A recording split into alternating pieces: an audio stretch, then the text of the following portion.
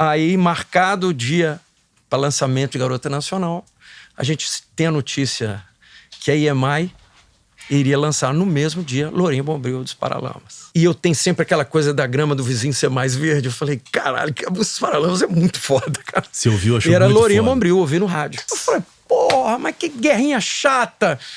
Que merda, pô. Por que não é uma num dia, depois, um mês depois a outra? Nessas vivências de 2 discos aqui, né? Calango e Siderado, as que estouraram eram as que você achavam que ia estourar ou não? Porque Garota Nacional é um chiclete, mas é muito diferente do que era um hit até então, né? É. E se tornou um hit avassalador, assim, um negócio bizarro. Eu acho que no estúdio predominou essa sensação. Você já ouvia e falou, isso aqui vai rolar. De que poderia ser uma música que não talvez com o tamanho que ela teve. Inclusive fora do Brasil, né?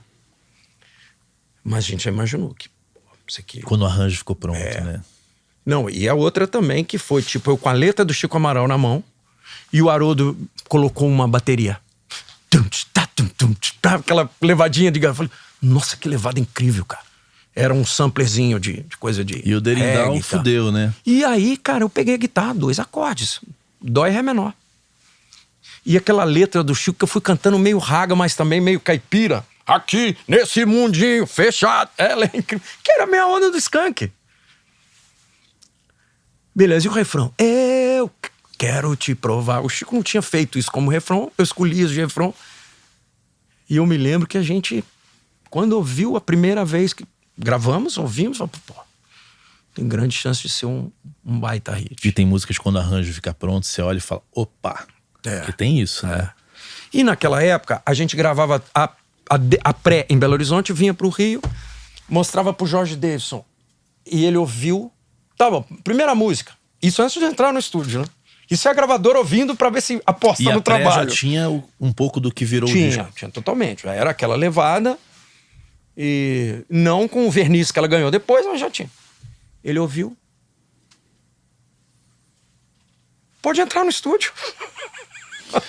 Você não quer ouvir o resto? Não precisa, pode mostrar, mas não precisa. Ele falou tipo... Que, pô, essa música, né? Ele ouviu... Aí a gente foi mostrando outras coisas pra ele. Ele, pô, legal, aquela é rainha, essa é baronesa. Ele foi... Não, mas assim... Já ficou um clima na Sony muito bom, de tipo, cara, essa música vai estourar. Aí, marcado o dia para lançamento de Garota Nacional, a gente tem a notícia que a EMI iria lançar no mesmo dia Lourinha Bombril dos Paralamas. Putz. Eu falei, porra, mas que guerrinha chata. Que merda, pô. Por que não é uma num dia, depois, um mês depois a outra? E tal? Não, os Paralamas estavam lançando o álbum... Era Lourinha Bombril, 9 Luas? Pode ser. Que, aliás, esse disco, 9 Luas, tem uma música dele com o Teddy, que pra mim é uma das maiores canções. Esse disco é foda. E aí, lançam as 2 músicas no mesmo dia. E eu tenho sempre aquela coisa da grama do vizinho ser mais verde. Eu falei, caralho, que os Paralamas é muito foda, cara. Você ouviu, achou muito foda. E era Lourinha foda. Bombril, eu ouvi no rádio. Ouvi no rádio indo pro estúdio. Porque tinha essa coisa, né, de lançar o single antes de terminar a gravação. Sim, saía sempre esse primeiro, né? Aí a gente foi pros Estados Unidos mixar, como eu falei.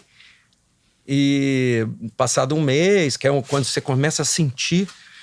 Primeiro, eu sempre falo isso. Quando a música sai, você sente o feedback dos radialistas. Se ela toca bem, é o trabalho da gravadora e a aceitação dos radialistas. Se daí a 1 mês, 2 meses, ela continua tocando, o que sustenta é o ouvinte pedindo. Hoje é diferente, né? Mas é o que sustenta. Então você tem que esperar 1 mês e meio, 2 meses pra passar aquele, né? Pra dissipar, pra diluir aquela força do marketing da gravadora, da aceitação da música pelos radialistas.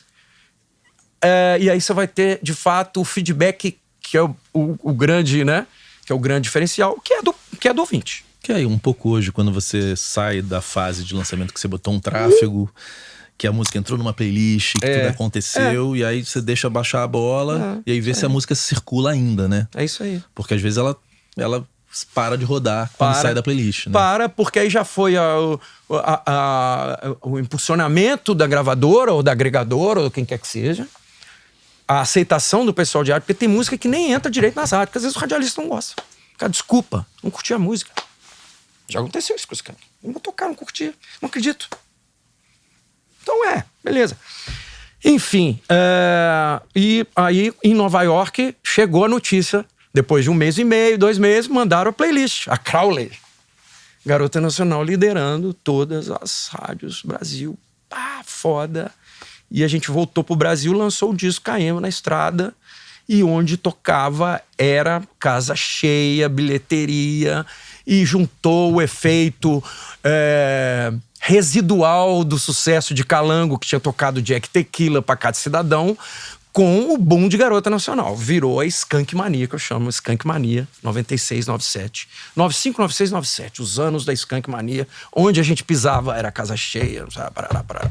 Só comparado a agora, sabia? Na turnê de despedida. Foi o único momento... Foi parecido. O único momento que eu vi assim uma coisa... Não que o Skank tivesse um período de ostracismo, como eu falei, ou de esquecimento, nunca teve, mas óbvio que teve nuances e ciclos e alguns, né, demais...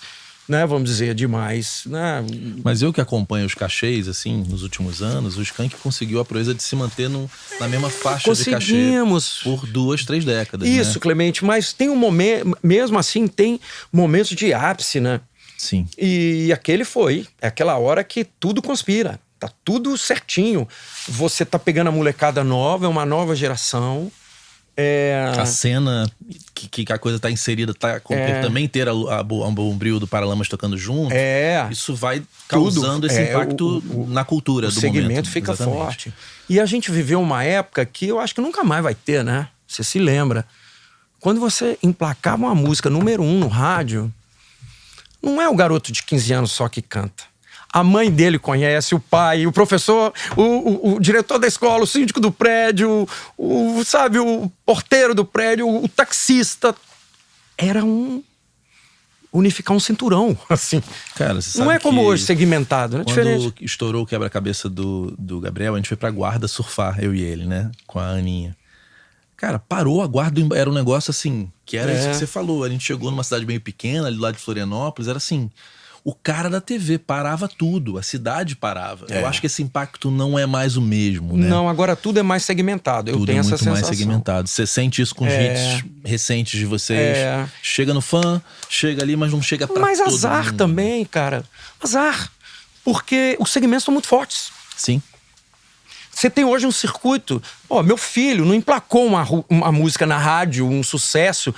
Mas às vezes ele sai pra tocar em Fortaleza. E tá cheio. Toca no Rio de Janeiro, toca num festival e tal. Então os festivais permitiram isso. E eu falava um tempo atrás, que eu dizia... há uma certa recusa da nova geração em facilitar o seu trabalho, como é que eu vou dizer isso? Em fazer determinadas concessões. Sabe? Tocar num programa... Ir no show da Xuxa, sei lá, na nossa época era. Tocar num Faustão... Cara, pra sua música chegar, existiu uma certa recusa, um certo deslumbramento em ser independente, em ser alternativo. E eu falava, isso é perigoso, mas eles devem estar vendo alguma coisa que eu não tô.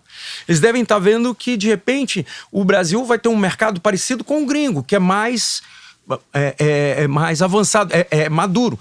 Eu vi o Arcade Fire tocar no Madison Square Garden sold out. Eu também. O Arcade Fire é uma banda alternativa. Então eu falei, às vezes eles estão apostando nisso. E é da Merge, né? Que é uma gravadora também média americana ali, estruturadaça. E era. Que bom que agora existe. Que bom que você não precisa ser o Flamengo, a Coca-Cola, entendeu? Você tem um degradê de possibilidades. Isso é muito democrático, muito legal.